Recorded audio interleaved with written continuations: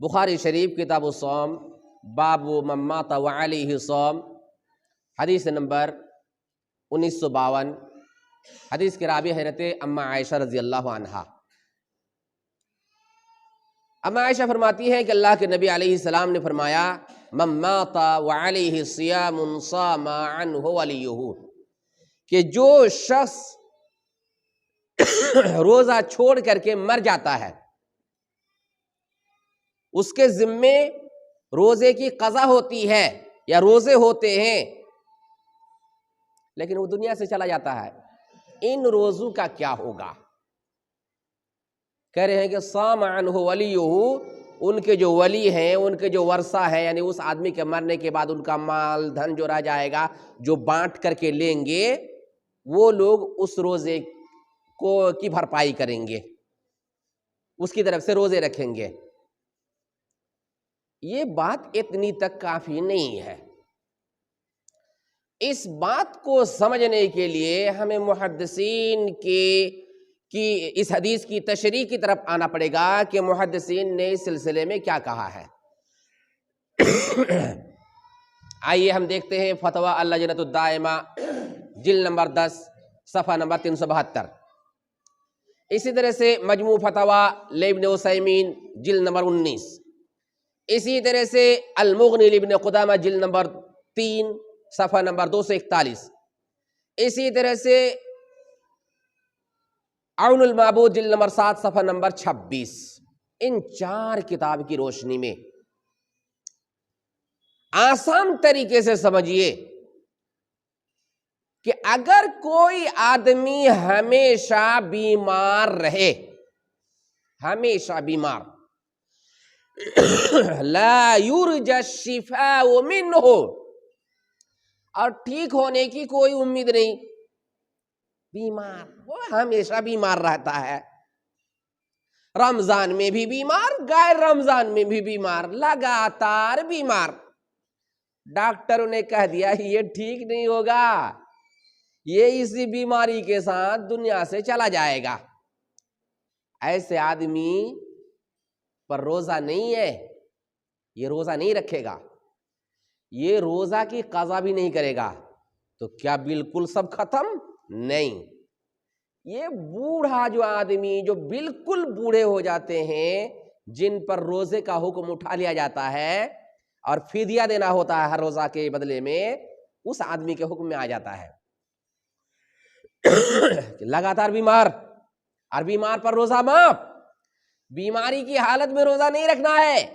تو یہ بیچارہ ہمیشہ بیمار رہتا ہے، رمضان میں بھی غیر رمضان میں بھی، ڈاکٹروں نے فیصلہ دے دیا کہ یہ آدمی ٹھیک نہیں ہوگا، اسی حالت میں چلا جائے گا، تو یہ روزہ نہیں رکھے گا، روزے کی قضا بھی نہیں کرے گا، اس کی طرف سے کیا کرنا پڑے گا؟ فدیہ دینا پڑے گا، ایک مسکین کو کھانا کھلانا پڑے گا ایک روزہ کے بدلے میں۔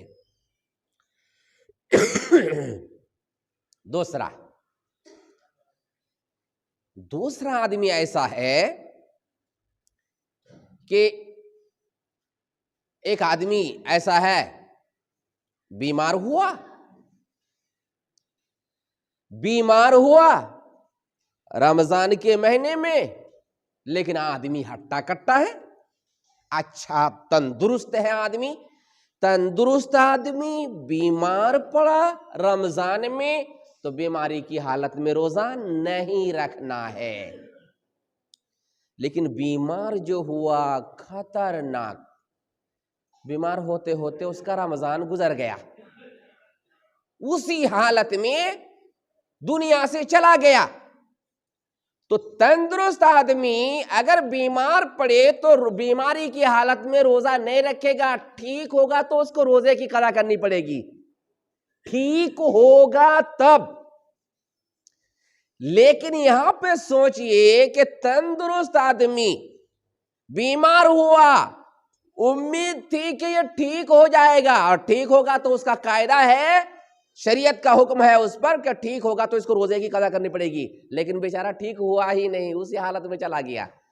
تو ٹھیک ہوا نہیں، قضا کرنے کا موقع نہیں ملا، اس آدمی پر روزے کی قضا نہیں ہے، کچھ بھی نہیں ہے۔ کیوں؟ ٹائم نہیں ملا اس کو،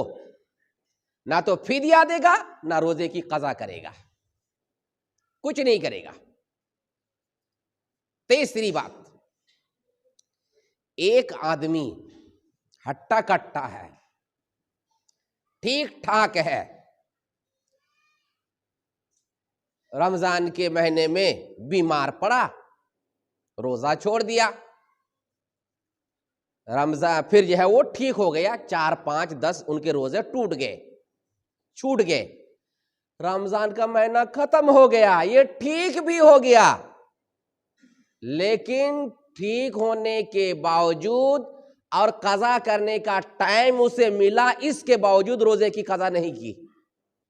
پھر سنیے، ہٹا کٹا آدمی، تندرست آدمی، رمضان کے مہینے میں بیمار پڑا، پھر ٹھیک ہو گیا،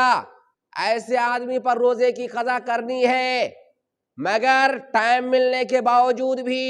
روزے کی اس نے قضا نہیں کی، پھر کبھی کچھ ہوا اور دنیا سے چلا گیا، تو اس کو روزے کی قضا کرنے کا ٹائم ملا تھا، روزے کی قضا نہیں کی، اس روزے کی قضا اس کے ولی کریں گے۔ اور ولی سے مراد کون ہے؟ جیسے ایک آدمی مرتا ہے تو اس کے پریوار کے لوگ ہوتے ہیں جو ان کے مال کے حصے دار ہوتے ہیں، ترکہ میں، میراث میں حصہ پانے والے،